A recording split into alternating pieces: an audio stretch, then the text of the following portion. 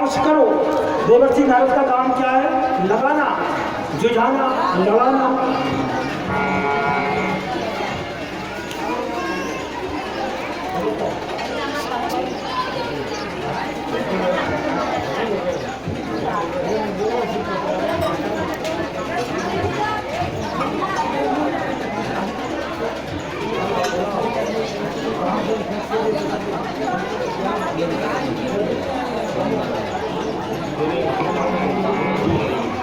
तो देखिए देवर्षि नारद ने कहा कि यदुवंशी नहीं भगवान का अवतार हो चला है, आप कुछ करो। बोले क्या करो? बोले आप ऐसा करो, कृष्ण बलराम को यहाँ बुला लो और मरवा डालो उनको। अक्रूर जी को बुलाया और अक्रूर जी आए। गच्छनंद ब्रजम तत्र सुतावान दुंदुभे। कंस ने कहा अक्रूर जी से, हे अक्रूर, इस समय तुम ही मेरे मित्र हो, आप ऐसा करो रथ लेकर के और कहाँ जाओ? ब्रज में जाओ। बच्चों से निवेदन करें, बच्चे क्या समझे? हमारे कार्यकर्ता बच्चों को बंद करते हैं, शोरगुल कर रहे हैं, इनको थोड़ा सा बंद करते हैं, उधम गच्छनंद ब्रजम तत्र सुतावान दुंदुभे आसाते तापिहाने रथे नाने माचिरम। देखिए ध्यान दें, ये गंभीर विषय है। कंस ने क्या कहा? कंस ने कहा अक्रूर जिसे कि तुम ब्रज में जाओ, नंद वसुदेव, नंद के जो कृष्ण बलराम है उनको लेकर के आ जाओ। कंस ने कहा अक्रूर से। अक्रूर जी ने कहा कि हम कृष्ण बलराम को लेने जाएंगे, साधन कहाँ से आएगा?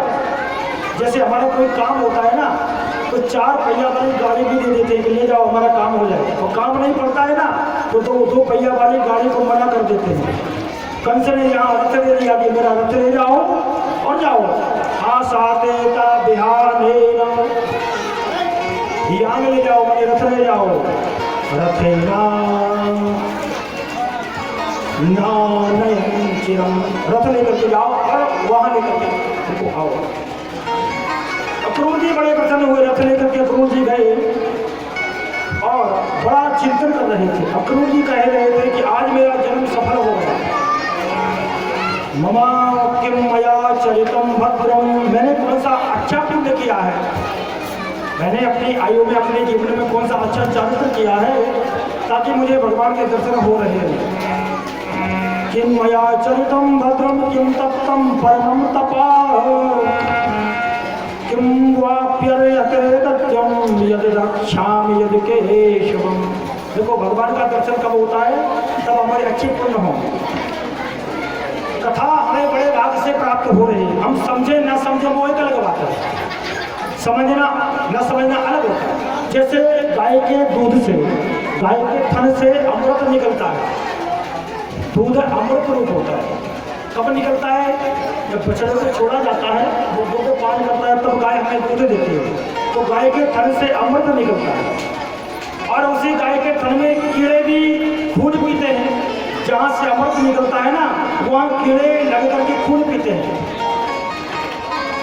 तो संतों के लिए अमृत है, दुष्टों के लिए खून है। बड़े भाग से कथा प्राप्त होती है, हम समझें अपना भाग उदय माने कि हमें कथा प्राप्त हो रही है। जैसे पानी का कोई बर्तन होता है ना, अब पानी की मटकी को जब हम नीचे रखते हैं ना, उसके रखने की जगह होती है, वो स्वतः गीली हो जाती है, वो जगह जल से गिर के भी पानी लिया फिर लिया गीली हो जाती है। ऊपर वाला ढक्कन जो होता है सूखा का सूखा रह जाता है। संतों के संग कई ऐसे सज्जन होते हैं जो सज्जन ही बने रहते हैं, मतलब वो ढक्कन के सत्र सूखे के सूखे, इसलिए उतर करके गोता लगाकर हम समझे कि कथा क्या होती है। मैं सुना नहीं पाया, ज्ञान में कथा के नियम होते हैं, श्रोताओं के नियम हैं।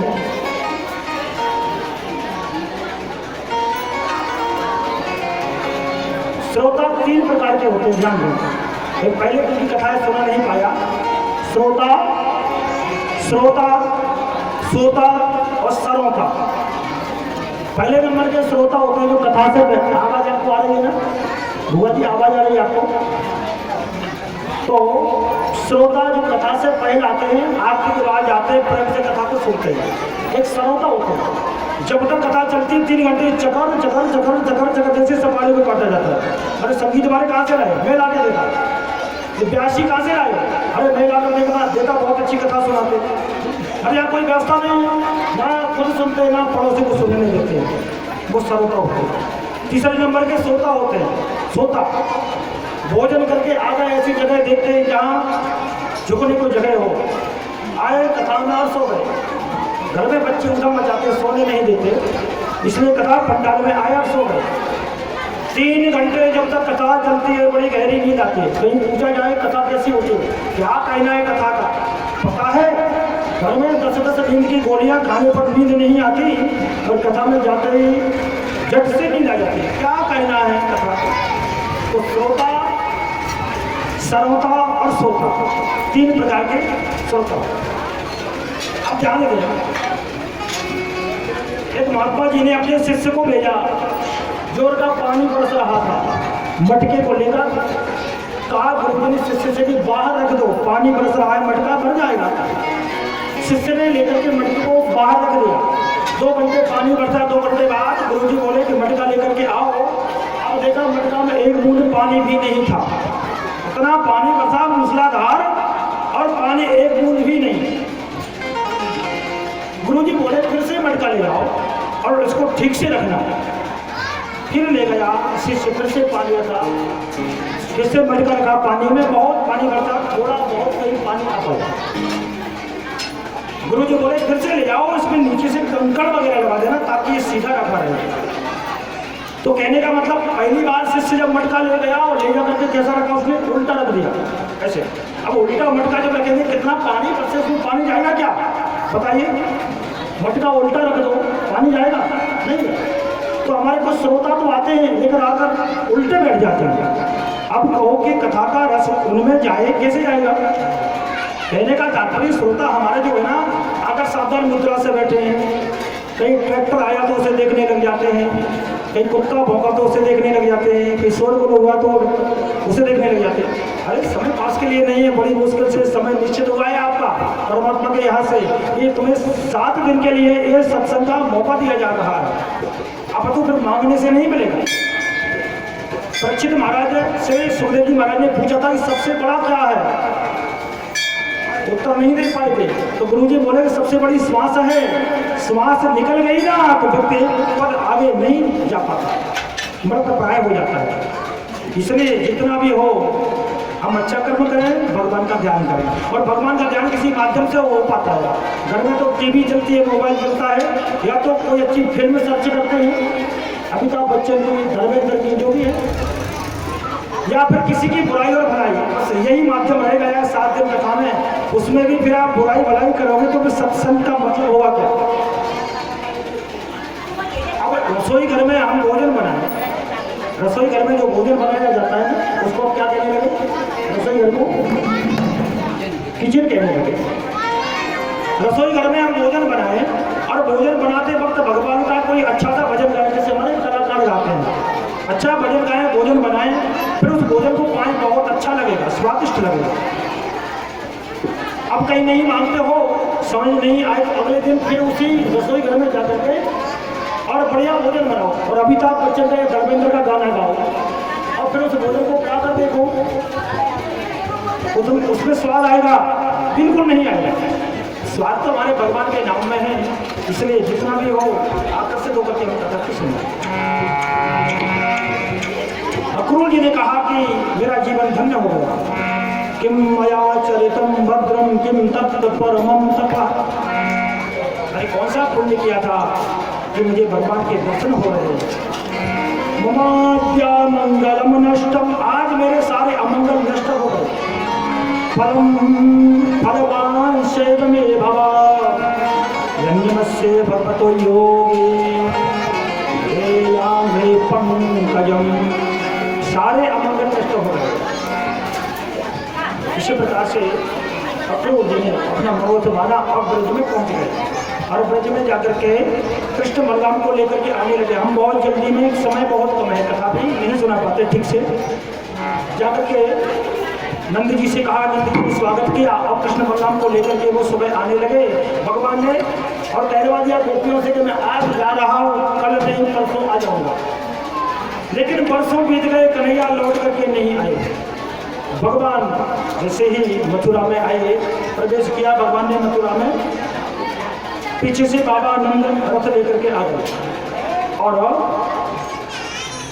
अक्रूर जी बोले कि मेरे घर चाहिए, चलिए कृष्ण बलराम से। तो भगवान ने कहा कि जरूर आएंगे, जरूर आएंगे। बोले कब आएंगे, कब आओगे? भगवान ने कहा आज से आऊँगा, आज से अब तो हो गए। बोले किसके साथ आओगे? तो कहा मैं आर्य समन्विता, आर्य यानी मैं बलराम को साथ लेकर के आऊँगा।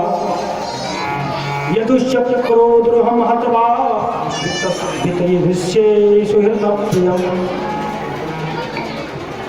अक्रूर जी ने कहा कौन सी तारीख को आओगे? जिस दिन आप आओ मैं घर पर मिलूं।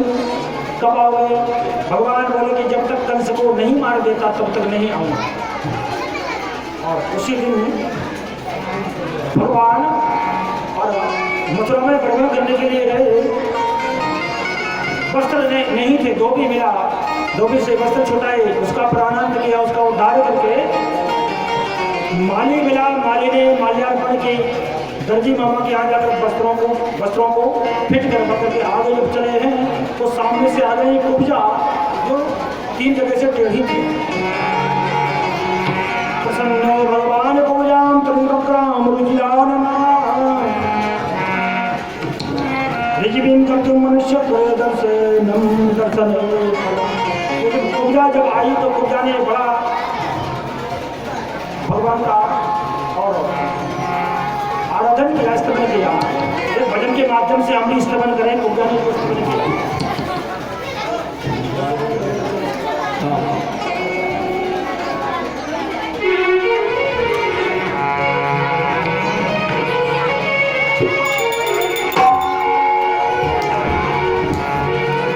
दीवानी बन जाऊंगी, मस्तानी बन जाऊंगी।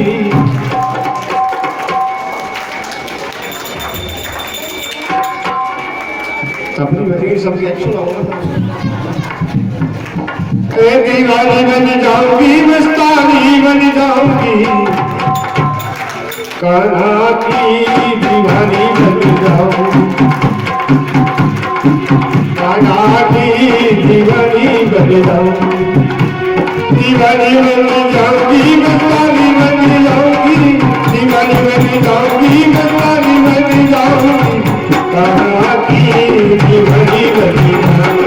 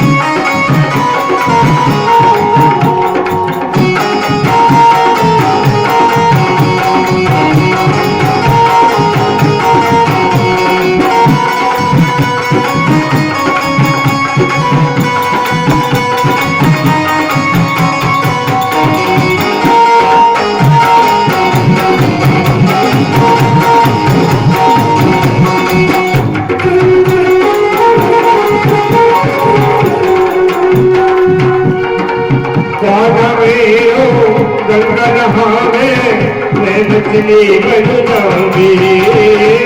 तारा मेरे कंगना में मैं मछली बन जाऊंगी। चरणों से ऐसे रखूं जीवन सफल बनाऊंगी। पैरों से मैं ऐसे रखूं जीवन सफल बनाऊंगी। एक तारी बन जाऊंगी, तारी बन जाऊंगी, बताऊंगी बताऊंगी बन जाऊंगी। तारा की हरी बन जाऊंगी, तारा की हरी बन जाऊंगी, तारा की हरी बन जाऊंगी, तारी बन जाऊंगी, तारा की हरी बन जाऊंगी, तारा की हरी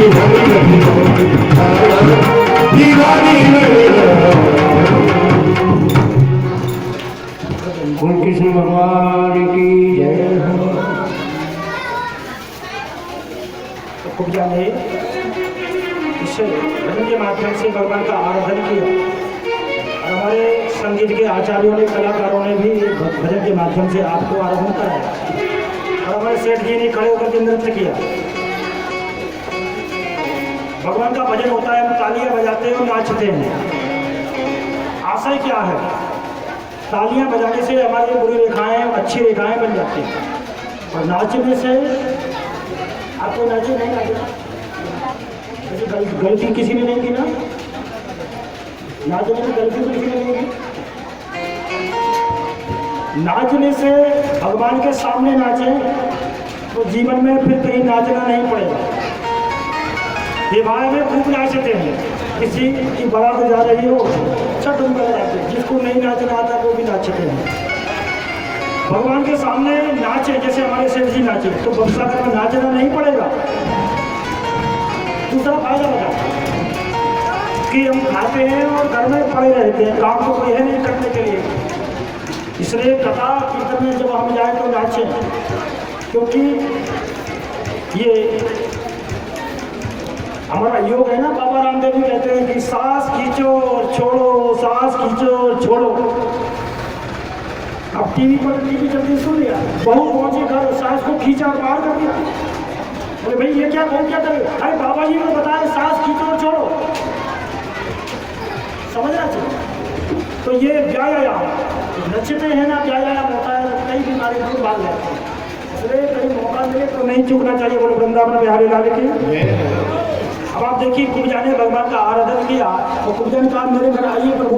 भगवान ने कहा अभी नहीं, अभी तो मेरे माता पिता जेल में, जब तो उनको नहीं छुटा लेता मैं तुम्हारे घर नहीं आऊँगा। भगवान आगे बढ़े और बड़े मिले, कथा में बहुत जल्दी क्योंकि समय बहुत कम है। और भगवान ने आगे जाकर के जहाँ धनुष रखा था दो टुकड़े कर दिए, तोड़ डाला धनुष को। दोनों टुकड़े लेकर के रंग द्वार पर पहुंचे, वहाँ पर हाथी लगा हुआ था। उस हाथी को मदरा पान करा रखा था, महावत ऊपर बैठा था। रंगद्वार समासाद्यम तस्मिन् नागमवस्थितम् अपश्यत कमलया पीड़म कृष्णोऽहं प्रचोदितम्। भगवान ने कहा महावत से, अरे महावत मामा, क्योंकि कंस मामा तो सारा मथुरा मामा, महावत मामा ऐसे हाथी को पीछे कर लो। महावत ने कहा कृष्ण से, बोले तू ही कर लेना पीछे। कन्हैया ने कहा हम छोटे छोटे बालक कैसे इसको पीछे करेंगे? अरे गाय होती तो कुछ भी कर लेते, हम तो ग्वाले हैं, हाथी को नहीं जाओ। महावत ने बोला कि तूने इतने बड़े मल्लों को मार डाला, राक्षसों को मार डाला, उतना आकासुर बकासुर दैनिकासुर सबको, और हाथी से क्यों करता? महावत ने हाथी को पीछे नहीं किया तो कृष्ण बलराम ने और नेत्रों से संकेत करके और फेंट बांध करके और हाथी की सूंड पकड़ करके खींचा। बलराम ने सूंड और कृष्ण भगवान ने पूछ कीजिए, उच्छे प्रग्रहयाति बलम धनुषम पंच विंशतिम, 25 धनुष तक खींच करके ले गए भगवान कृष्ण। हाथी आगे आया तो सूंड को पकड़ करके गिराया, प्राणांत किया, दोनों दांत निकाल करके पहुंचे रंगशाला। जैसे ही रंगभूमि में पहुंचे तो मल्लों ने कहा कि सुनो, हमारे महाराज को युद्ध प्रिय है, कुश्ती हम मल्ल युद्ध करें। अब छोटे छोटे बालक, बड़े बड़े मल्ल,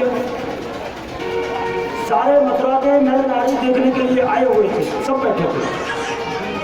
भगवान ने कहा भैया कुश्ती लड़ाना है तो बराबर वालों के साथ है। चाणूर बोला कि चुप रहे, हमारे मल्लों को मार डाला, हमारे राक्षसों को मार डाला, मेरे अंदर बहुत बल है, हमारे महाराज को कुश्ती से प्रसन्न कर। अब जैसे कुश्ती शुरू हुई तो जो मथुरा के नगरवासी बैठे थे सबने आंखें बंद कर। धर्म युद्ध है, छोटे छोटे बच्चों से बड़े बड़े मल्लों को लड़ाया जा रहा है। तब तो बाबा ने मन ही मन प्रार्थना की कि हे हनुमान जी महाराज, मेरे बच्चों में ताकत का प्रवेश करो ताकि मल्लों को मार सके। मन ही मन बाबा नंद कह रहे हैं, जय जय जय हनुमान गोसाई, जय जय जय हनुमान गोसाई, जय जय जय हनुमान गोसाई।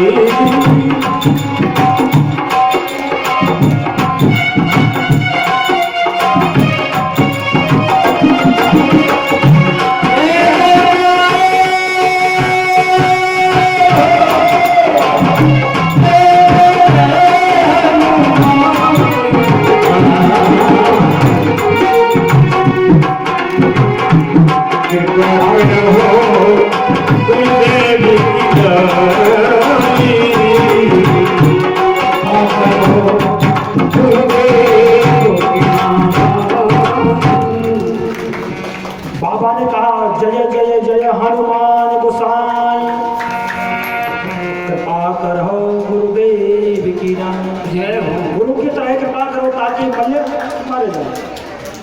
हुआ वही,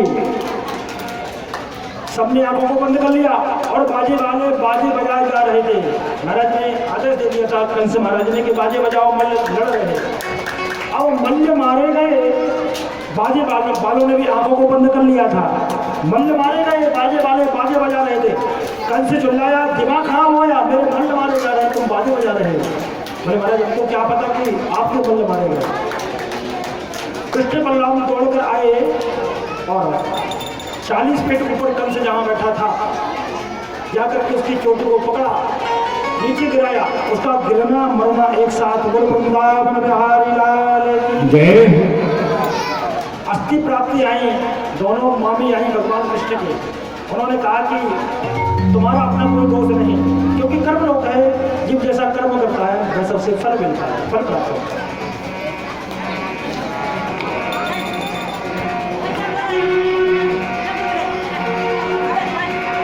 नयनम छिन्नन्ति शस्त्राणि नयनम दहति पावका, नाचैनम क्लेदन्त्यापो नयनम शोष्यति मारुतः। कर्म का फल मिलता है जीवात्मा को, आत्मा निर्लेप है। आत्मा को शस्त्र काट नहीं सकता, अग्नि जला नहीं सकती, जल गिरा नहीं कर सकता, वायु से सुखा नहीं सकता। जीवात्मा को फल मिलता है, जो जैसा कर्म करे उसको वैसा फल।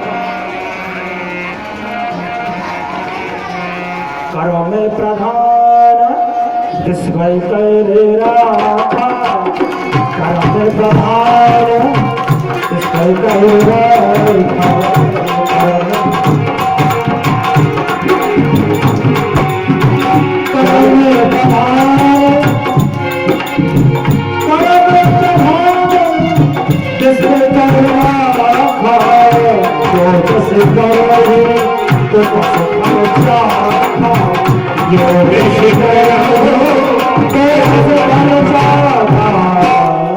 कर्म प्रधान है।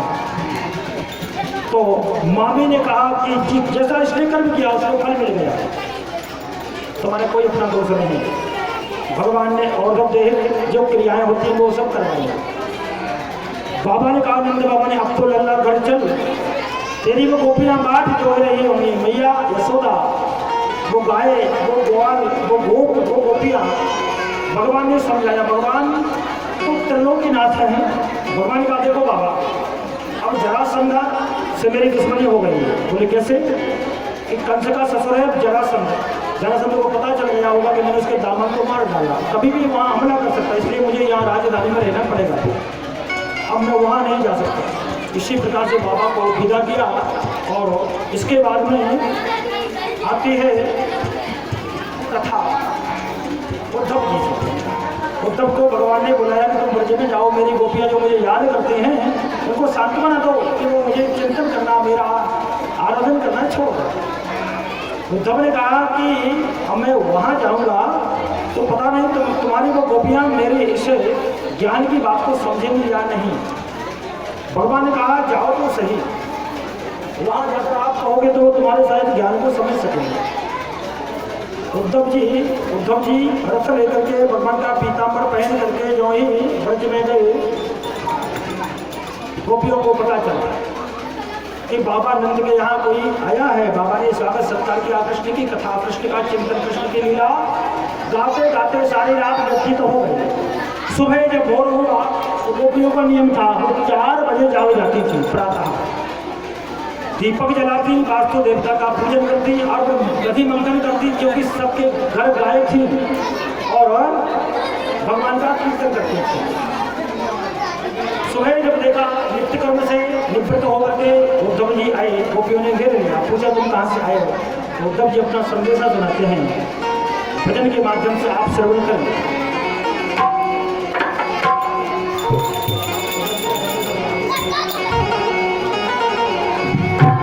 ये तो प्रेम की बात है गुरु, बंदगी तेरे बस की नहीं है।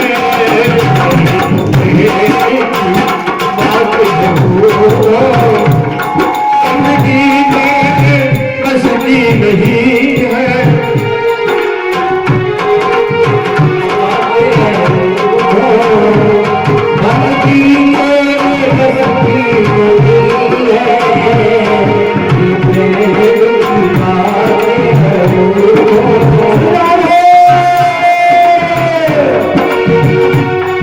यहाँ सर्दे के होते हैं सोने, यहाँ सर्दे के होते हैं सोने, आशिकी इतनी सस्ती नहीं है। तो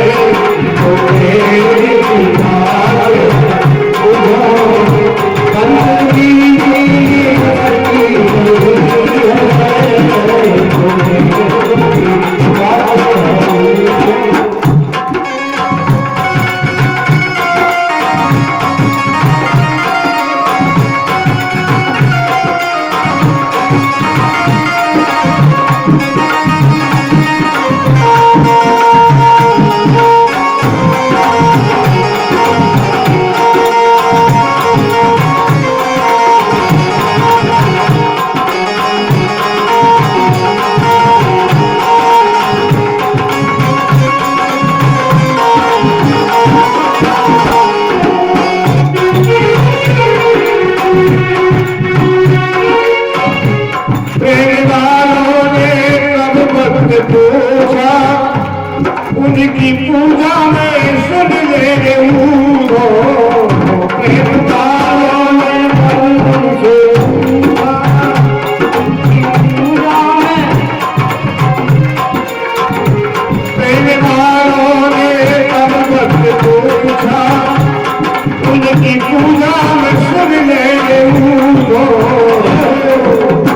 यहाँ दम दम से होती है पूजा, यहाँ दम दम से होती है पूजा, सर्व माने भी फुर्सत नहीं है। दम से होती है पूजा, सर्व जानी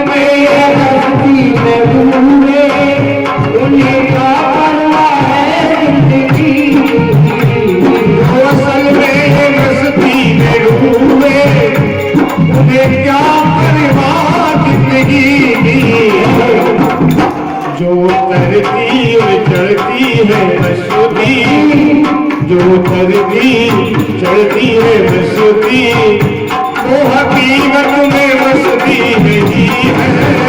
जो तेरी बात है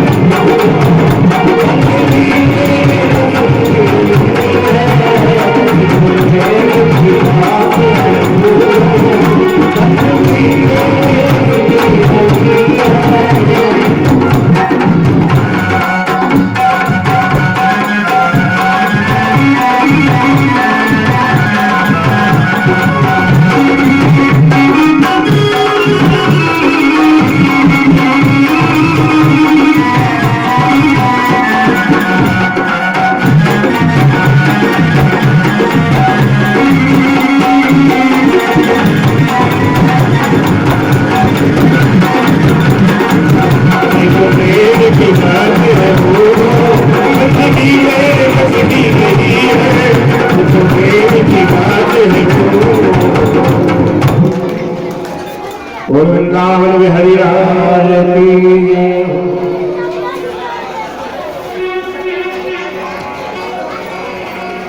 कहा उन्होंने हंसकर, मैं अभी जाता हूँ वृंदावन, जरा देखूं कि कैसा है कठिन अनुराग का बंधन। चले मथुरा से जब कुछ दूर वृंदावन निकट आया, वहीं से प्रेम ने अपना अनोखा रंग दिखलाया। और देखिए, उलट कर वस्त्र में कांटे लगे, उलट कर वस्त्र में कांटे लगे, दूधों को समझाने, तुम्हारा ज्ञान पर फाड़ देंगे हम प्रेम दिया। उद्धव की निराली बात उद्धव जी ने गोपियों को समझाया कि भगवान ने कहा है कि मैं कहाँ नहीं हूँ। ऐसी कौन सी जगह है जहाँ भगवान ना हो? जल में, थल में, अग्नि, वायु, आकाश, पृथ्वी, यहाँ तक कि हम जो बोल रहे हैं भगवान का अंश ही बोल रहा है। अरे गोपियों तुम समझती नहीं हो, कृष्ण दूर रहकर भी तुम्हारे पास है। एक सखी ने कटाक्ष किया, उसी समय बमरा आया, उसने कहा हाँ तू भी काला है, तू भी उसे कृष्ण के भक्तों जैसा है, तू भी उन्हीं का चेला है ना, तेरी मूछों पर जो गुलाल लगा हुआ है, तू भी भगवान कृष्ण की माला का सुगंध का रसपान करके चला आ रहा है, चाहे यहाँ से चला जाए। कटाक्ष किया एक सखी ने। वो भंवरा काला था, लेकिन काले की बात जहाँ आती है, भगवान ने दो रंग बनाए, एक गोरा और एक काला। काला काला क्या काला, काला ही सबसे आला है। एक काले पर पृथ्वी टंगी, इस धरा को पृथ्वी को शेष नाम धारण किए हैं। एक काले पर पृथ्वी टंगी और पृथ्वी के ऊपर काला है, काले सिर वाला, काले बाल वाला, और काला काजल काली आंखें, पुतली में रहने वाला है। काला काला क्या काला, काला ही सबसे आला है। और हम तुम काले तो क्या काले, जब पालनहारा काला है। बोल वृंदावन बिहारी लाल की जय हो। तो उद्धव जी ने गोपियों का मन प्रसन्न देख करके संदेशा दिया। 6 माह व्यतीत हो गए। 6 महीने बाद बाबा ने बहुत वैदिक की सामग्रियाँ प्रदान की और उद्धव जी मथुरा में आए। एक अध्याय में सुखदेव जी महाराज ने बताया कि अक्रूर जी हस्तिनापुर गए पांडवों का हालचाल पूछने के लिए। इसके साथ एक 10वें स्कंद उत्तरार्ध भगवान कृष्ण के चरणों में सादर समर्पित है। इसी क्रम में आगे अस्थि प्राप्ति, जो कंस की दोनों पत्नियां थीं, कंस के पास कंस की दोनों पत्नियां थीं, अस्थि प्राप्ति। पति के मर जाने पर पिता के पास गई, जो मगरराज जरासंध था। जरासंध को बड़ा क्रोध आया, 17 बार भगवान के पास लड़ने आया। भगवान ने उसे छोड़ दिया। उसी समय कालियाबन आया और कालियाबन